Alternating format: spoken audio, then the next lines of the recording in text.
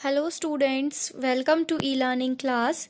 Today I will continue with the revision of essay 2 of English class 5th. तो ये जो है English के क्लास 5th के वर्ड मीनिंग्स हैं चैप्टर नंबर 7 से लेके चैप्टर नंबर 10 तक के। ये आपका essay 2 का रिवीजन है।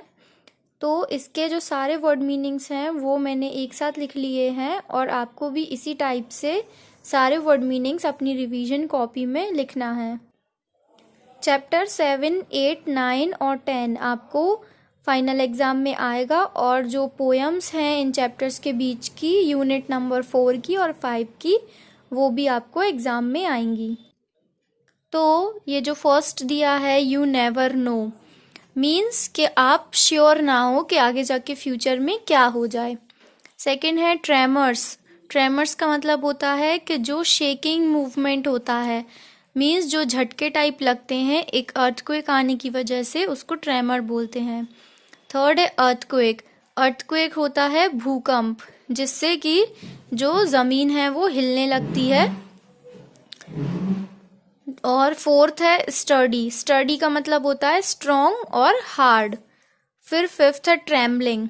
ट्रेम्बलिंग होता है कि जब हम डर की वजह से कांपने लगते हैं, उसको ट्रेम्बलिंग बोलते हैं। फिर है सिक्स्थ आफ्टर शॉक्स।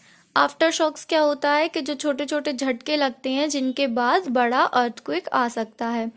फिर है सेफ एंड साउंड, मतलब कि खतरे से बाहर होना। क्यूरेटर का मतलब होता है जो म्यूजियम का कीपर होता है, म्यूजियम का रखवाला होता है। मिस्चीवियसली का मतलब होता है कि खेल खेल में परेशानी पैदा कर देना। और न्यूसेंस का मीनिंग होता है कि वो पर्सन जो परेशानी क्रिएट करे। 11th है आर्ट फैक्ट्स। आर्ट फैक्ट्स होता है वो ऑब्जेक्ट्स जो ह्यूमन बीइंग्स के द्वारा बनाए जाते हैं, जिन्हें हम रखते हैं म्यूजियम में लोगों को दिखाने के लिए, या जो उनकी कला है या कुछ चीज़ें हैं जो हम रखे रहते हैं जिससे कि लोग उसे देख सकें।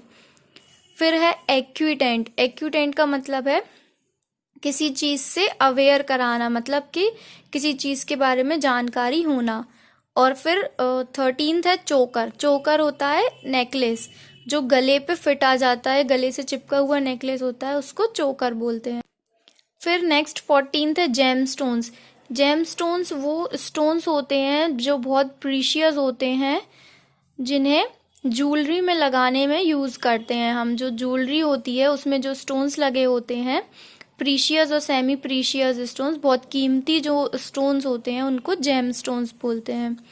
15th है रिनोवेटिंग। रिनोवेटिंग का मतलब होता है रिपेयरिंग, किसी चीज़ को सुधारना। फिर 16th है ऑब्जर्वेंट। ऑब्जर्वेंट होता है किसी चीज़ को केयरफुली नोटिस करना, मतलब कि देखना बहुत ध्यान से किसी चीज़ पे, उस पे ध्यान लगाना कि क्या एक्चुअली चल रहा है।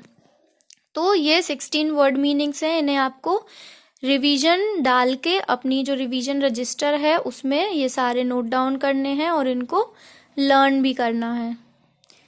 Okay, thank you.